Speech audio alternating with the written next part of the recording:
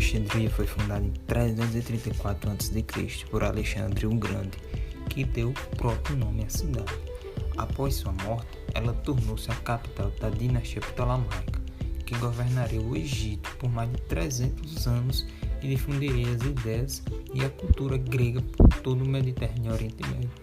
A Biblioteca de Alexandria, fundada pelos Ptolomeus, por volta de 300 anos antes de Cristo, foi uma das primeiras tentativas sistemáticas de reunir, classificar e catalogar o conhecimento do mundo antigo. Algumas das melhores cabeças de toda a Grécia daquele período foram atraídas para trabalhar na biblioteca, como o grande matemático Euclides, o astrônomo Eratóstenes e o matemático, físico e engenheiro Arquimedes. As estimativas da quantidade de livros guardados na biblioteca mostraram-se muito difíceis de fazer, devido às afirmações desvariadamente contraditórias de fontes clássicas, mas até mesmo as avaliações conservadoras falam de mais de 100 mil textos. Para tomar emprestado uma expressão da história da ciência, a biblioteca era um centro de cálculo, uma instituição com recursos para reunir e processar informações diversas sobre uma gama de assuntos, onde gráficos, tabelas e trajetórias eram estudados, e da qual estudiosos podiam sintetizar essas informações em busca de verdades mais gerais e universais.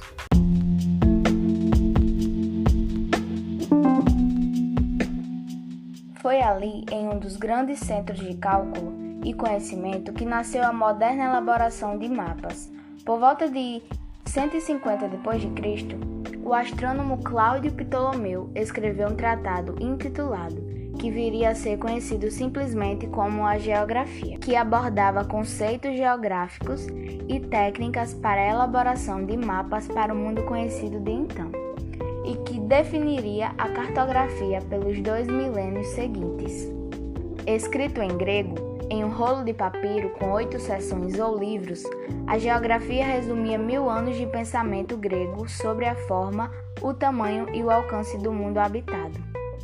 Seus mapas registravam latitudes e longitudes em graus e apresentava 2 tipos de projeção cartográfica adequados à área de mundo conhecida. Cadastrava cerca de 8.000 lugares na Europa, Ásia e África. Em sua primeira projeção, a moldura do mundo habitado é mostrado sobre uma rede cônica com linhas de longitude convergindo em direção ao polo e ao equador, enquanto as linhas de latitude como o arco do círculo. A segunda projeção foi feita com o objetivo de que tanto as latitudes como as longitudes tivessem curvas, de modo a aliviar o problema associado à primeira projeção. Hoje em dia, os cartógrafos chamariam de uma projeção pseudoconical porque as paralelas estão desenhadas como arcos circulares concêntricos. A geografia de Ptolomeu sumiu por 1000 anos. Nenhum exemplar original da época de Ptolomeu sobreviveu, e ela só reapareceu no século XIII em Bizâncio com mapas desenhados por escribas bizantinos que se baseavam claramente na descrição de Ptolomeu da terra e da posição de seus 8.000 lugares, e que mostram o mundo clássico como ele via em Alexandria no século II. Em ordem crescente, o Mediterrâneo, a Europa, o norte da África, o Oriente Médio e partes da Ásia parecem relativamente familiares no mapa. As Américas e a Austrália, a África Meridional e o Extremo Oriente, desconhecidos de Ptolomeu, estão todos ausentes, assim como o Pacífico e a maior parte do Oceano Atlântico.